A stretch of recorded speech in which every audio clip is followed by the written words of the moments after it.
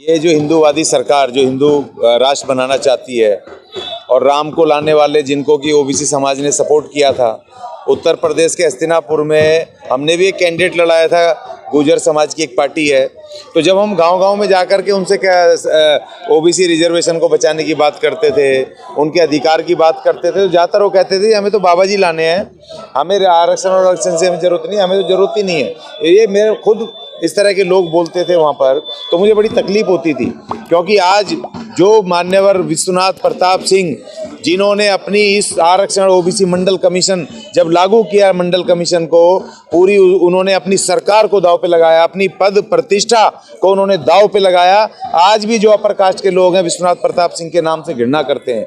उस महान आत्मा ने जो अपने इस मंडल कमीशन को ओबीसी आरक्षण को लागू करके जो तकलीफ सही, अपमान सहा, जो सरकार अपनी गवाई, उसके बावजूद ओबीसी समाज उसको ले नहीं पाया। लेकिन ओबीसी में दो धड़े हैं।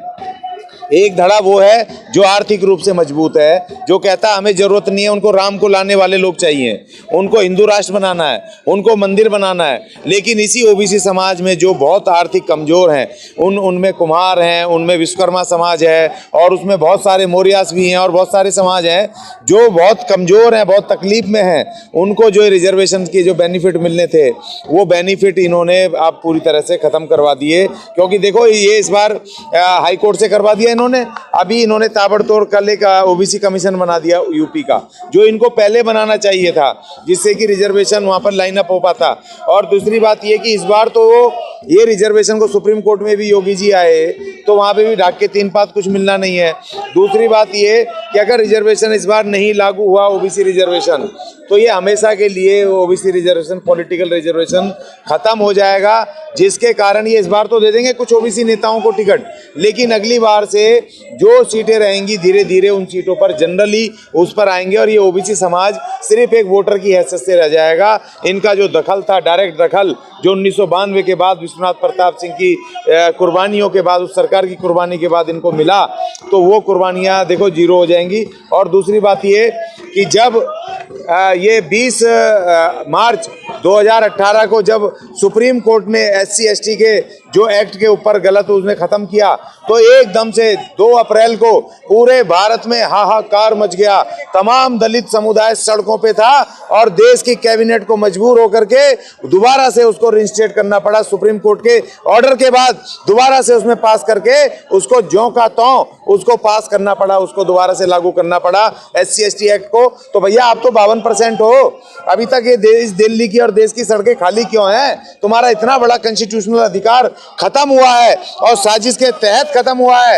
ये सब लोग जानते थे, क्या सरकार नहीं पता था कि वहां पर याचिका लगी हुई है हाईकोर्ट में, इलाहाबाद हाईकोर्ट में? तो अपने बेस्ट से बेस्ट वकील क्यों नहीं उतारे, क्यों नहीं उसकी पैरवी ढंग से करी? और दूसरी बात ये कि जब कमीशन पहले बनना था, ओबीसी कमीशन, जो कि ये जो निकाय चुनाव आ रहे हैं, इनमें रिजर्वेशन तय करता, जो उसका पैरामीटर है उसको करने का, तो आपने पहले क्यों नहीं बनाया? अब आप कल आई वॉश करने के लिए आप ओबीसी कमीशन बना रहे हो। तो देखिए, मंडल कमीशन, जो मंडल जी थे जिन्होंने पूरे कम से कम 15 साल गांव-गांव जाकर के उन्होंने पूरा रिसर्च की, और एक मंडल कमीशन दिया था कांग्रेस की सरकारों ने, उसकी मंडल कमीशन की उनको जो सिफारिशों को दबा के रखा हुआ था, उसको मान्यवर विश्वनाथ प्रताप सिंह ने लागू किया, और लोग जल के भी मरे, तमाम लोग, हाहाकार मच गया देश में। मगर उस महान आत्मा ने कहा कि भले ही मुझे अपनी जान गंवानी पड़े, मगर ये मैं वापस नहीं लूंगा मंडल कमीशन। बाद में सुप्रीम कोर्ट ने उसको एज इट इज लागू किया था, जो उनकी वो थी। तो देखिए, तकलीफ की बात है कि इतना बड़ा ओबीसी समुदाय, और आज इतना बड़ा अधिकार जा रहे हैं। भाई, जिसको नहीं चाहिए मत लेना, लेकिन जो ओबीसी समाज में गरीब कमजोर तबके हैं, उनको तो मिलना चाहिए था। और देखिए, बहन मायावती जी ने सबसे पहले इसका विरोध किया कि ये गलत है, ओबीसी समुदाय का रिजर्वेशन नहीं खत्म होना चाहिए। देखो, अभी तो इन्होंने पॉलिटिकल खत्म किया है, अभी तो आने वाले उसमें इन्होंने अंदर खाते तो ये पब्लिक सेक्टर प्राइवेट करके इन्होंने ओबीसी रिजर्वेशन नौकरियों में भी खत्म किया है। उसके अलावा दूसरे बजट और दूसरी चीज़ों में भी आता है, वेलफेयर की स्कीमों में भी वो तय है। मगर अब ये धीरे धीरे उन सबको भी खत्म करेंगे।